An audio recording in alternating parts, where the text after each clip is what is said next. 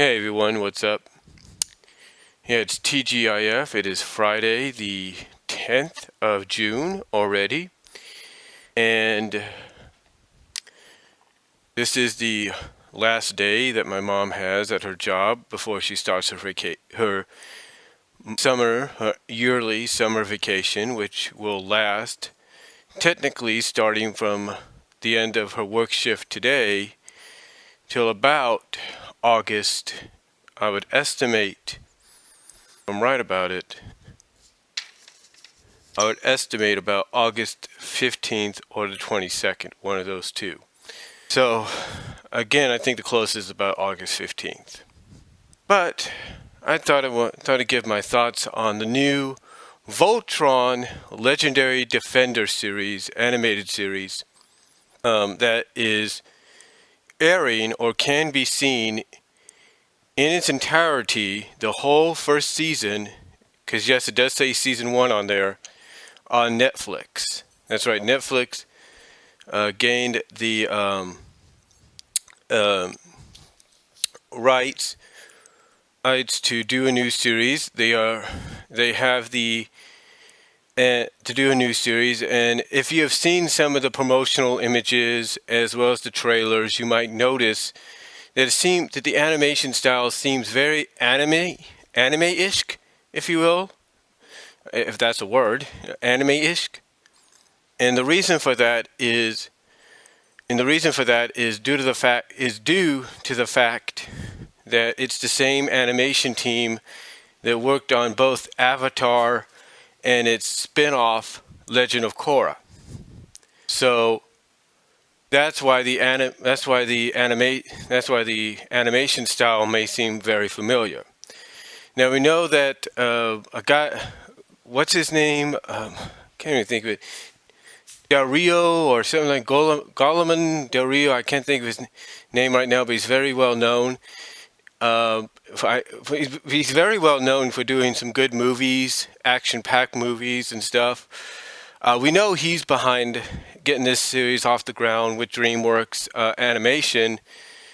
And from what I saw, I saw a few minutes of the first episode, and I know at Netflix you can just binge view the entire season within one day, or if you take your time, you can watch maybe 2 or 3 episodes, or 2 episodes a day, or 4 episodes a day, and try to get through it in that time frame. Now, the one things I have noticed that are different about Legendary Defender is not just the anime-esque like style, but you have the character designs. I will say this, the character designs, for some of them, like for Pidge and Hunk, I think that's his name, Pidge and Hunk and Lance, very similar to what we had seen before. Keith, he looks very similar as well. And then you got Seven, or Shiro, if you will. And Shiro, obviously, we get introduced to at the beginnings of the first episode. I don't want to give much away besides that, but that's how we get introduced to Shiro through the first episode of the series, or at least in the first few moments of the series. Now, from what I can understand, it's similar in some ways, but also different.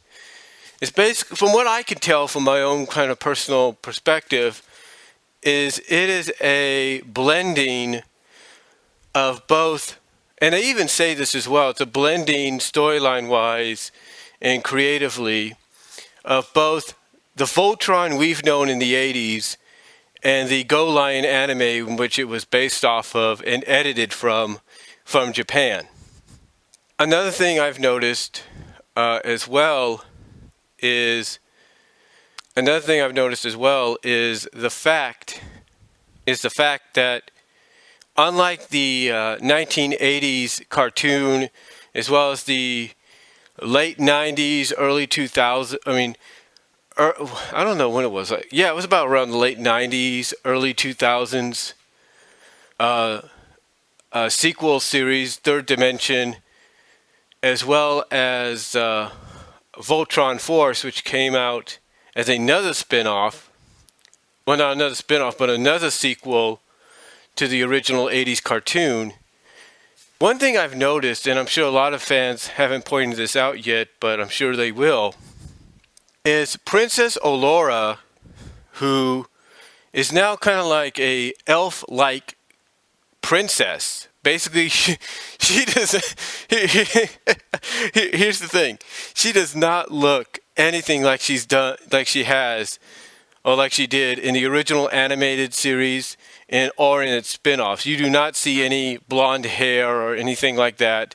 She's like an elf-like princess, but of human size. Let's put it that way. She's an elf-like princess of human size, and she's got pointy ears, she's got white hair, and I don't know what's going to happen with her in the series. I think we just have to watch. But there is an episode they got coming up. I think it's called Castle Venom or something like that. They have, not coming up, but you could watch whenever you want to. And it's towards the end of the first season. And the synopsis for this episode is she makes a heartbreaking sacrifice. Now, we don't know if this Allura makes the heartbreaking sacrifice of sacrificing herself. We don't know if she blows up her family's castle. We don't know. So to me, it's completely up in the air of what she does later on in the season, which, you can watch at any time.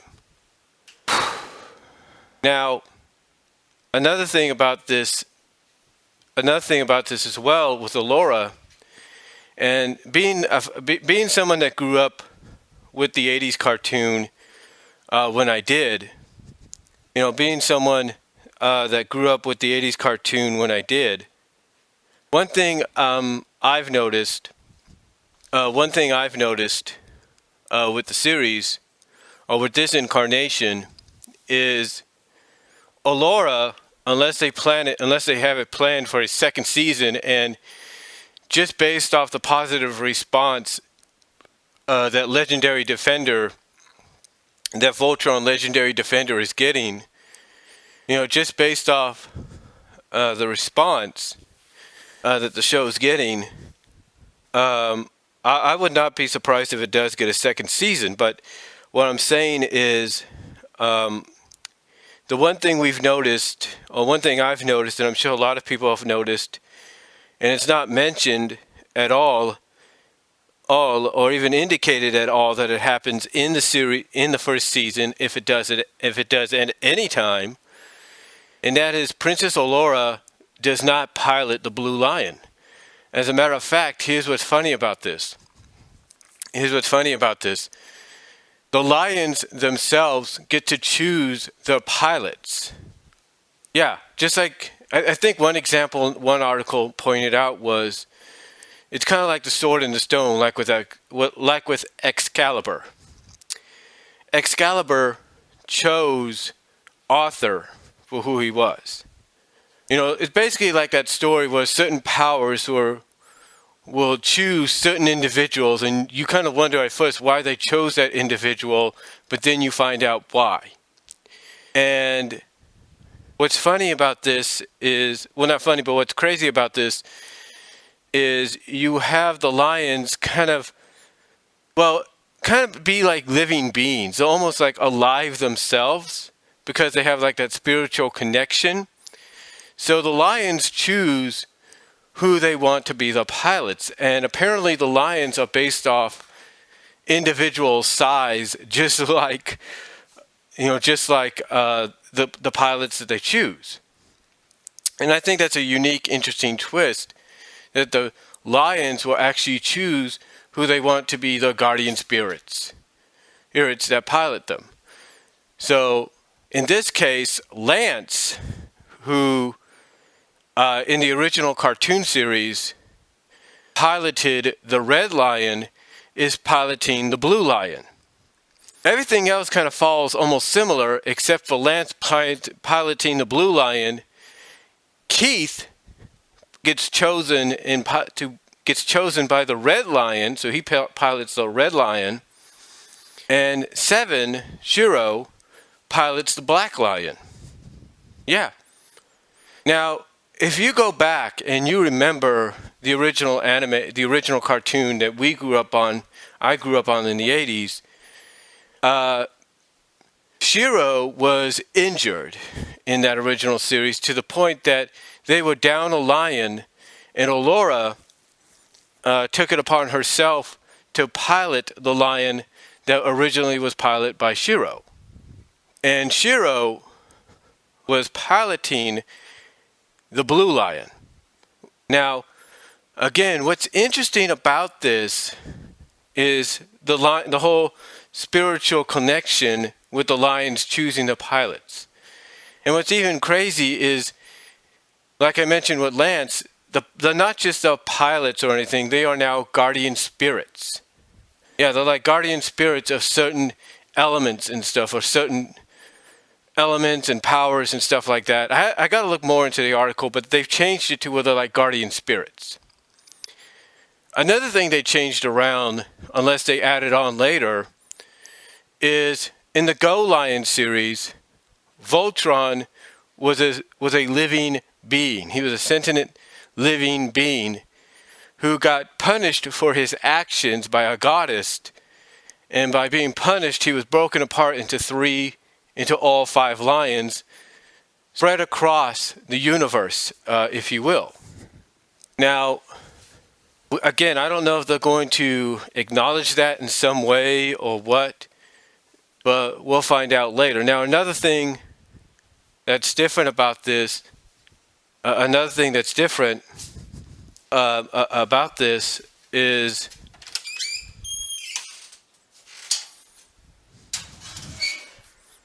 another thing that's different about this is the fact that you have Emperor Zorak, I think that's his name, wanting Voltron for himself. Now, we don't know if in the original anime he wanted Voltron for himself or not. And because I don't remember him wanting Voltron for himself or anything in the cartoon series when it was brought over here to the United States. I don't remember that. So that's kind of a different change right there. The fact that they're having Zorak wanting Voltron for himself, wanting to have the power or control of Voltron. Hold on for a sec. Phone's ringing. Sorry about that. That's just political call. It's election year. So anyway, like I said, he wants Voltron for himself, and in this one he does not. In this one, he does not have a son, as far as I know. He doesn't have a son, unless, like I say, they're going to bring that element into the following season, which right now, just by the positive reaction this is getting, I wouldn't be surprised if it doesn't get one. Now, what's, like I said, like I mentioned earlier, what's interesting about this is they're blending in a lot of the original Japanese anime of Go Lion with what was edited and redubbed over here as Voltron. So it's really interesting. Now so it's really interesting to see that.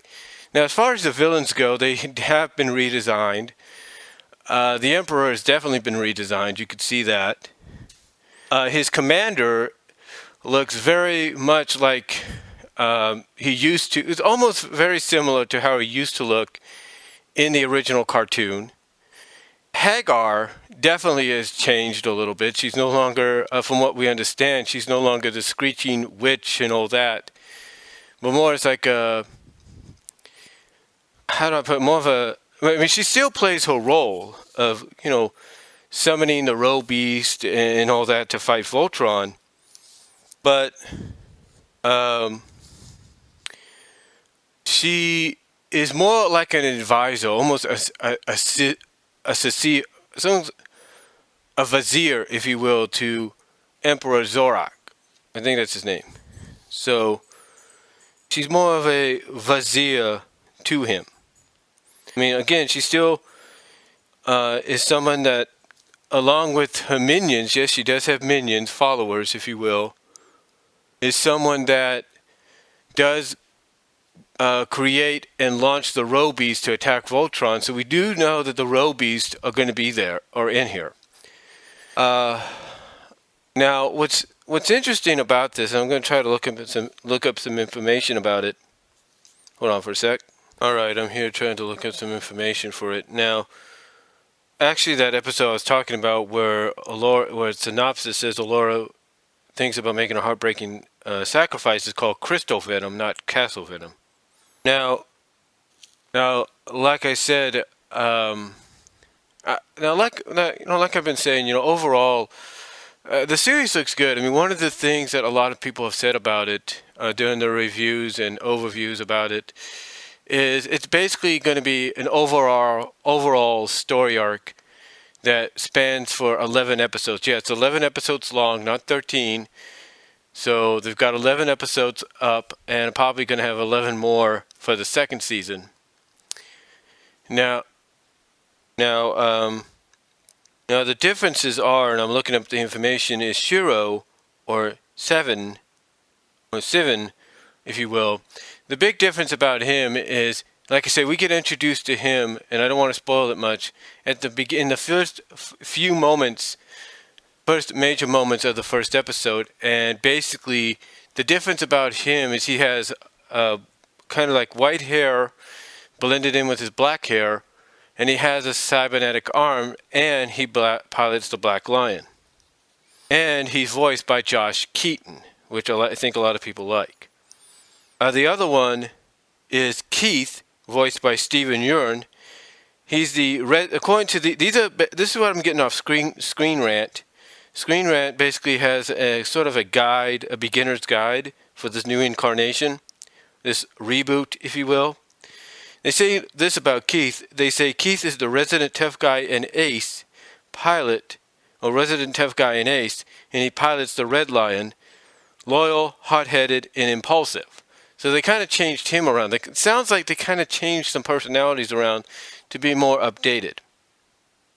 It says Lance, who's voiced by Jeremy Shada, is goofy and cocky, and he pilots the Blue Lion, known to drop cringe-worthy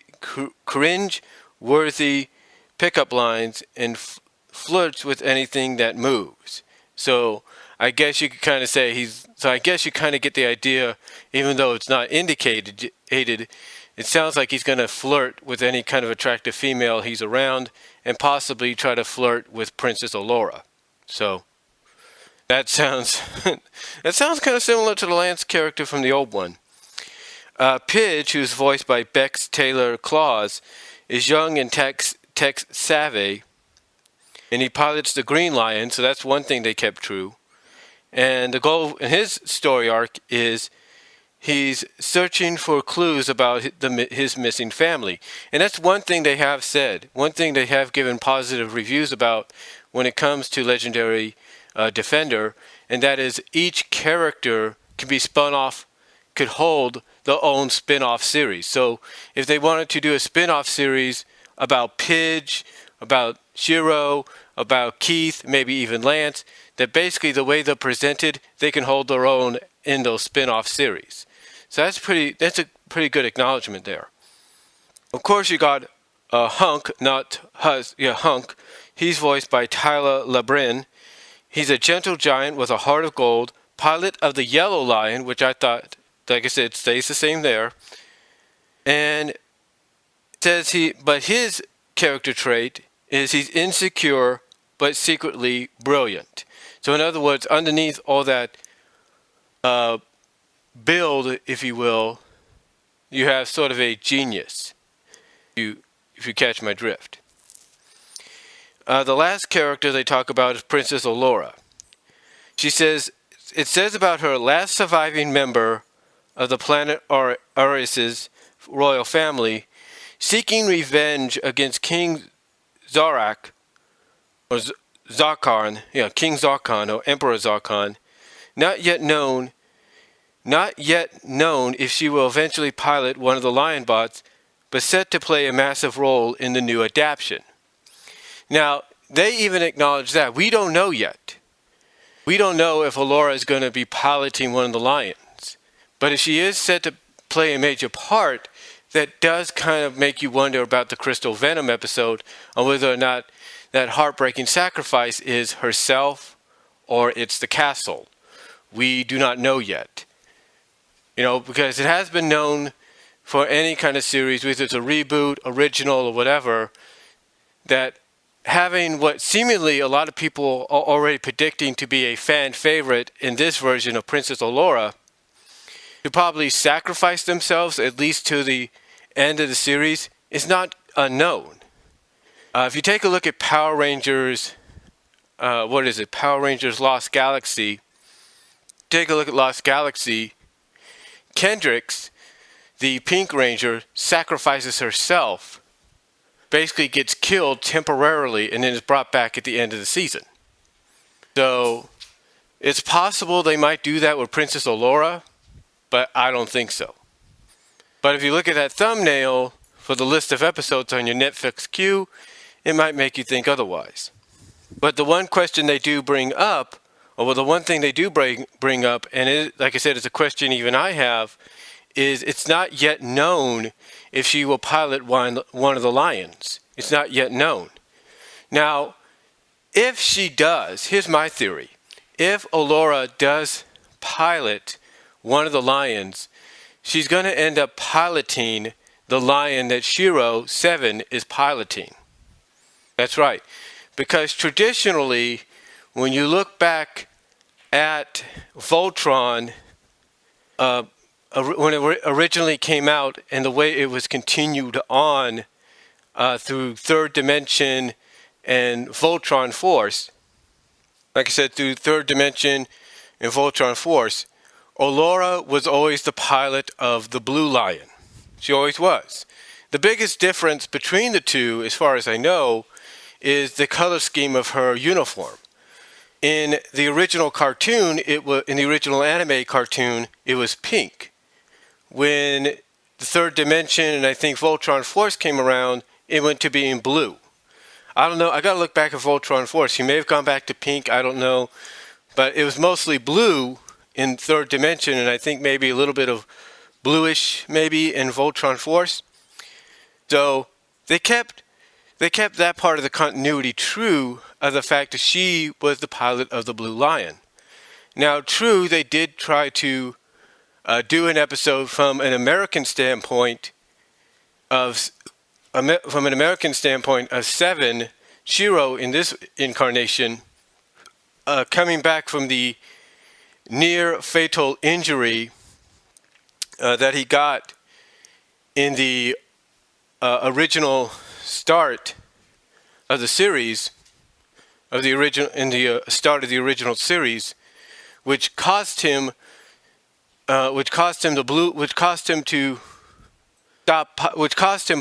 basically prevented him from piloting the Blue Lion and allowed Allura to step into that pilot seat and pilot him for him, or pilot it in his place. They did do an episode or so, if I remember, in the original Voltron cartoon from the North American side of things, of 7, Shiro, being cleared to come back and pilot the Blue Lion once again, thus allowing Allura, or forcing Allura, I guess you could say, to go back to being just the princess. Of course, that proved to be not the best decision, because it seemed he wasn't ready, or something happened. Maybe he had memories of being injured, and his return to the Blue Lion was short-lived, and that Blue Lion went back to Allura. So what I'm saying is, as they pointed out here, it's not clear just yet on whether or not she'll pilot. If the same thing will happen here in Legendary Defender, and she'll end up piloting a Lion down the line. Because if they stay true to the original cartoon, the original anime, then the Lion she's going to end up piloting will be the Lion that 7, Shiro, is piloting. So in other words, she could end up piloting the Black Lion in Shiro's place. I would not put that past. I would not put that past the Dreamworks or the creative staff behind Legendary Defender if they're trying to basically make it a blending of both the original and the Go Line series. The original Voltron and the Go Line series. Now, the uniforms look okay. I mean, I'm not going to say that anything bad about them. I mean, they're more of an updated, modern take of what we had before. I mean, each of the uniforms do match up color scheme-wise to the lions they pilot. Like, Shiro's is the black uniform, black and white uniform for the black lion. Pidge, of course, is green and white. Hunk is yellow and white. Keith is red and white, and Lance is blue and white. So, yeah, that's kind of strange, isn't it? Because Lance in the original cartoon was red, but because he was piloting the red lion there. But you kind of get the idea. Now for Princess Allura, her outfit, she's, of course, just like in the original, she's going to have two outfits. She's going to have a dress, but she's also going to have an outfit that's basically from what we now see in the promotional, images, and you've seen in the trailer. Her outfit is going to be all white with pink trimming around it. So she's going to have some pink trimming around a mostly white uniform. It looks like she's going to have a little bit of blue in the hands and gloves areas, but mostly you're going to have like pink trimming like around the knees and I think the shoulders, which I actually love because it's a callback to her original uniform from the 80s cartoon. It's an original callback because mostly it was pink and white. So now she's got mostly a white uniform with pink trimming on it. And I like the pink trimming being a callback. Now, what's different about this, though, and I don't know if this is true to the original, because I don't remember this being in the original. I don't remember this being the origin. But, of course, they have to switch it around to make it fresh and new for like a new generation as well as please the old generation.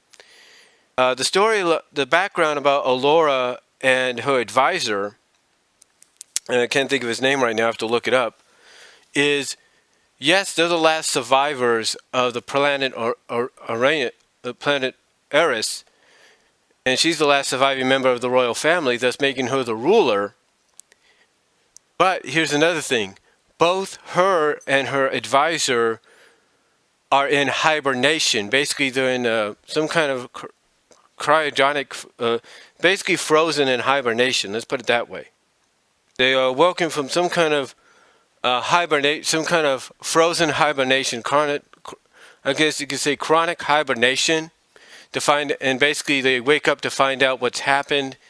And Allura's character takes on, I guess from what I understand, more of that leadership role than she did in the original.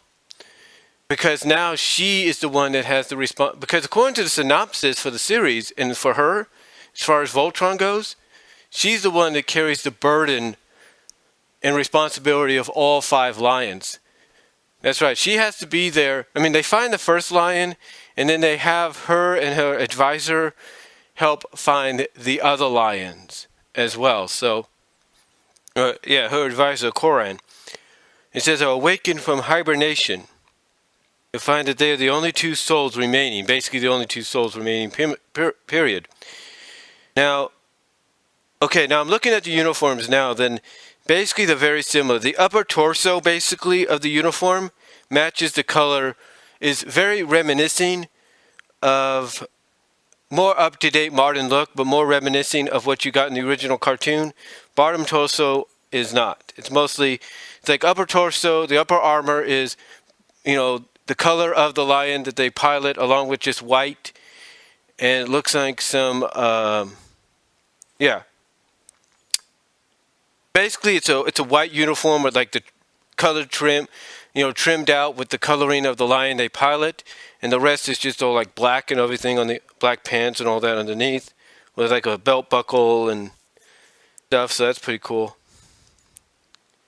Um, but yeah, it's right. But from what I've seen in just the first few moments there, I think it's going to be good. I mean, it's already, like I said, getting positive reviews, and I don't think I can really say anything more than that until I've watched the entire series, and I just might, take a shot at it because I grew up on Voltron. I remember as a kid, I had one of those.